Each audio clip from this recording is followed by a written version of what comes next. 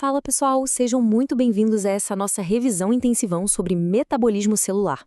Para quem está na fase de preparação para provas e precisa daquele direcionamento super claro e estruturado, esse é o lugar certo.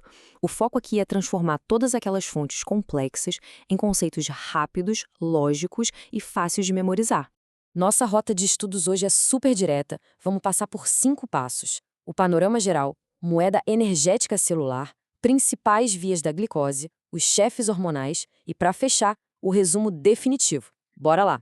Só um recadinho rápido para quem está encarando os estudos por conta própria. A gente sabe que bioquímica pode dar um frio na barriga no começo, né? Mas confia no processo. Passo a passo, cada pecinha vai se encaixando perfeitamente. É só organizar as anotações e manter o foco que tudo vai fazer sentido. Então, partindo para a seção 1, o panorama geral, os básicos do metabolismo. Imagina a célula como uma fábrica gigantesca, trabalhando a todo vapor e super controlada. O metabolismo, dentro dessa fábrica, é basicamente o conjunto de todas as reações que acontecem lá dentro. O objetivo é bem claro: sintetizar, ou seja, criar biomoléculas, ou degradar essas moléculas para produzir energia. É literalmente a soma de tudo que a célula constrói e tudo que ela destrói. E olha só, essa fábrica funciona com base em duas forças totalmente opostas, e isso despenca nas provas. De um lado, a gente tem o anabolismo. Essa é a fase de manufatura, a via de síntese. Construir moléculas complexas exige bastante investimento, então requer energia. Do outro lado vem o catabolismo. Essa é a fase de degradação, a verdadeira demolição. É a reciclagem que quebra as moléculas e acaba liberando e produzindo a tão desejada energia. Para entender como esse fluxo de energia química funciona de verdade, é só pensar assim. No catabolismo, as reações pegam aqueles nutrientes cheios de energia, tipo os carboidratos, e quebram tudo até sobrarem só produtos finais bem pobres em energia, tipo o CO2 e a água. Já no anabolismo, acontece exatamente o reverso. A célula pega moléculas precursoras super simples, tipo os aminoácidos soltos, gasta uma boa energia e monta estruturas super complexas, como as proteínas. Beleza, avançando para a seção 2, moeda energética celular. Afinal, como é que essa fábrica biológica paga as contas? Bom, quando a gente fala da energia gerada e gasta nessas vias todas, existem algumas siglas essenciais. As principais moléculas energéticas são o famoso ATP, a duplinha NAD e NADH, e também o FAD e FADH2. O grande segredo para não tropeçar na hora do exame é não misturar a função delas. Tem uma analogia simples que resolve isso. O ATP é como se fosse o dinheiro vivo da célula. É a verdadeira moeda energética prontinha para ser gasta na hora, em qualquer transação. Já o NADH e o FADH2 não são dinheiro no bolso.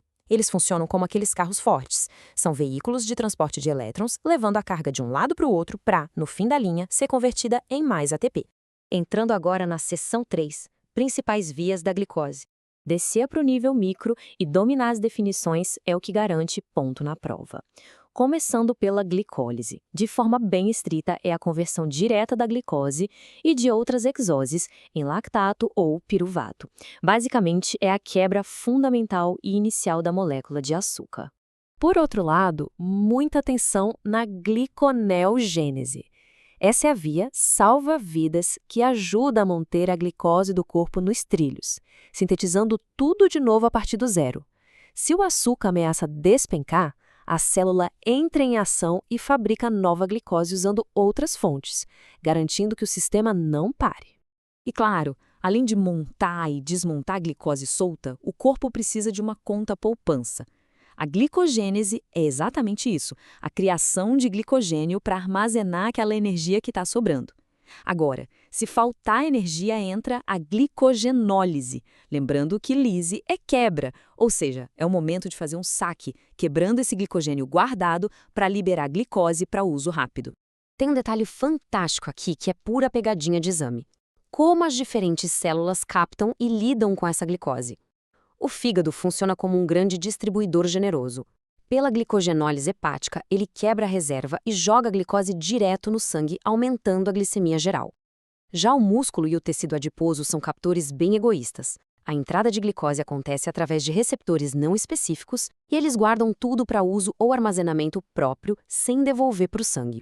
Tudo isso nos leva para a gerência do negócio na seção 4, os chefes hormonais. Quem é que manda ativar ou desligar essas vias? Apresento a estrela principal, a insulina. Ela entra em cena quando a glicose está lá no alto. E um detalhe super exclusivo para a prova: a insulina é o único hormônio de todo o sistema capaz de reduzir a glicemia.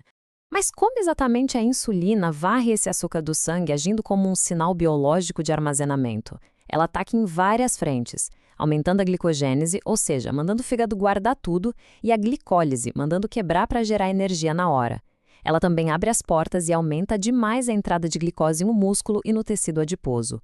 E o pulo do gato, ela inibe a glicogenólise, ou seja, tranca o estoque para impedir totalmente que o corpo solte mais açúcar no sangue.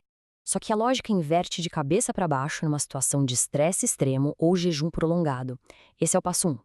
Diante dessa crise, a gente vai para o passo 2, o disparo imediato de glucagon e adrenalina. Esse joga o corpo no passo 3, uma verdadeira corrida por energia. A glicogenólise no fígado explode para liberar rapidamente o que estava guardado e a gliconeogênese trabalha dobrado para fabricar mais glicose do nada. E não dá para esquecer do resto da diretoria.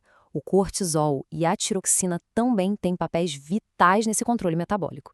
Eles atuam lado a lado com a adrenalina para ajustar essa dança de energia quando rolam estresses contínuos e o corpo exige mais capacidade.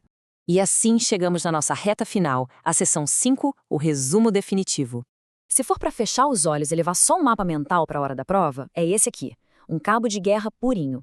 Para diminuir a glicose no sangue, tem um único jogador, a insulina.